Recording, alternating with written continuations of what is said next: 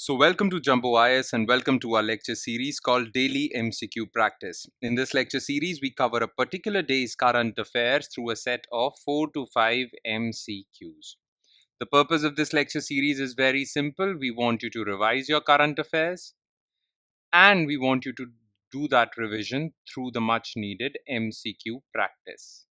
Because MCQ practice is very important, very crucial if you're serious about stage 1 of any civil services examination, that is the preliminary stage. So if you're serious about prelims, if you are serious about UPSC or any other state civil services examination, you need to be well versed in current affairs. And what better way to revise current affairs than MCQ practice? Okay. Now, if you follow this lecture series regularly, 4 to 5 MCQs on a daily basis would add up to 1200 MCQs. In fact, more than that. So by the time you're ready for your next year's prelims examination, you would have covered or practiced 1200 MCQs with me.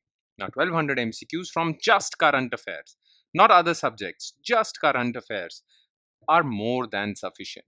So make sure you make this lecture series a daily habit of yours, because only then you'll feel confident about current affairs while appearing for prelims examination for UPSC. All right, enough of the introduction. Let's straight away jump into the discussion, starting with question number 1. Consider the following regarding Census of India. It is conducted by Registrar General and Census Commissioner of India under Union Ministry of Statistics and Program Implementation. There is a constitutional mandate to carry out censuses every 10 years as per entry 69 in Union List of the 7th Schedule. Last census which had caste-related information was in 1941. Now, the thing is, census in India is conducted every 10 years. And this practice of every 10-year census was started by the Britishers, by the colonial government in 1881. And since then, every 10-year census has been conducted till about 2011. The 2021 census got delayed because of COVID-19 induced lockdown. Now, census in India is conducted by Registrar General and Census Commissioner of India, but that Registrar General is under Ministry of Home Affairs.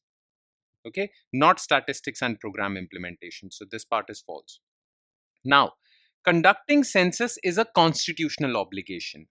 In the 7th schedule of our constitution, in Union List, entry 69 is mentioned, which says that the Union is responsible for conducting census.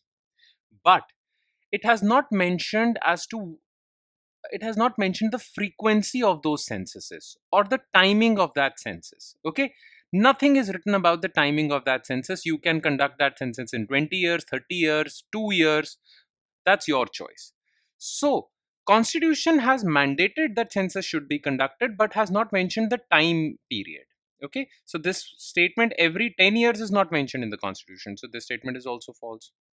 Now, during British times, okay, when colonial government was here, census used to also carry caste-based information, caste-related information. So the last census which had caste-related information happened in 1941. After that, Indian government discontinued that practice of conducting caste-based censuses. So the last census which contained caste-related information happened in 1941. 1951 onwards, caste-related information was not there, except information regarding SCs and STs. That is carried out. That information is gathered, but not other castes. But now there has been a huge clamor about conducting caste-based censuses. Okay, so the government will come out with a notification or an announcement whether it would gather caste-based data in this census or not. All right. So last census was 1941, which contained caste-related information. So only one. Question 2.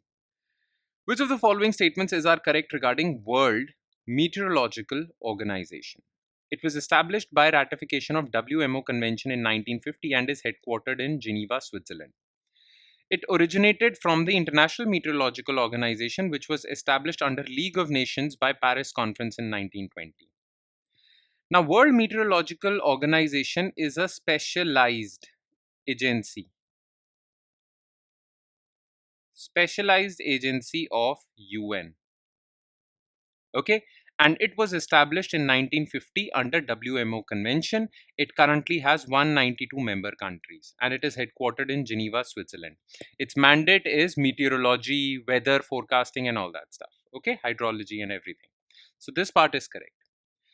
Now, World Meteorological Organization actually succeeded International Meteorological Organization, IMO. But IMO was established in 1873, not 1920 under League of Nations. So this part is false. Only one. Question 3. Consider the following statements regarding rising cybercrime in India. Indian Cybercrime Coordination Center, a dedicated wing under Cyber and Information Security Division of Ministry of Electronics and IT, is mandated to tackle rising cybercrime cases. Recent spurt in transnational organized cybercrime against Indians comes from various Southeast Asian countries such as Cambodia. Which of the above statements are correct? Now look, recently cyber scams or cyber crimes has been on the rise, and these cyber crimes are conducted by transnational, multinational organized cybercrime units that are placed in or that are headquartered in Southeast Asian countries, especially Cambodia. So, Cambodia based crime gangs are actually scamming Indians through cybercrime. So, this part is correct.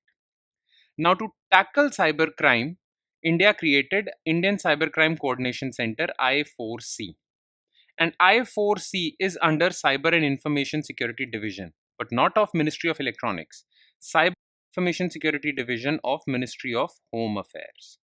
So this part is false. Only 2.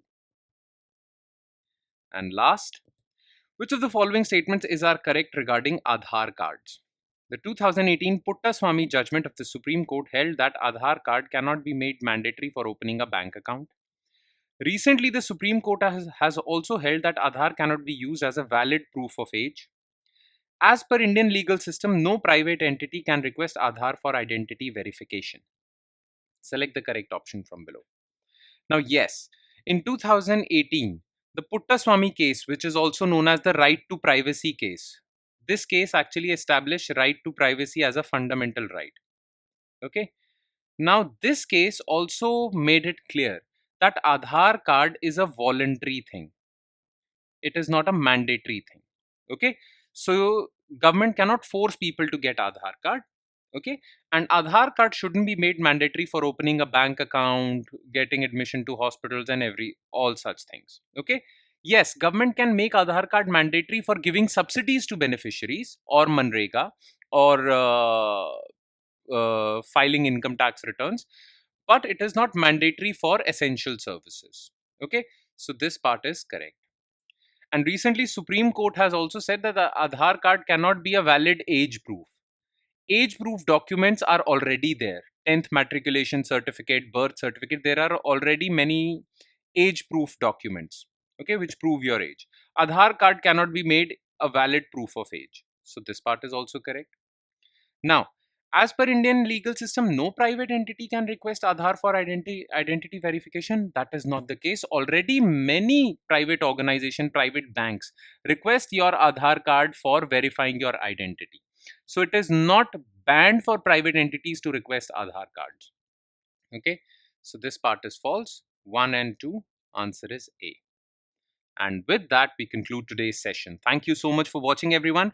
And I'm sure it has added value to your preparation, though it would add more value if you revise this lecture also from our PDF file. The PDF file will contain detailed solutions of all the questions discussed in this lecture. All right. Now, this PDF file is available on our Telegram channel, and the link to our Telegram channel is provided in the comment section below this video. So look at the comment section below this video. You will find a link. Click on that link. It will take you to our Telegram channel. And from there, you can download the PDF for not just this lecture, but all the other lectures featuring on our YouTube channel. All right. On that note, I'll sign off with the promise that I'll see you next time with next day's current affairs through MCQs. Thank you. Bye-bye, everyone.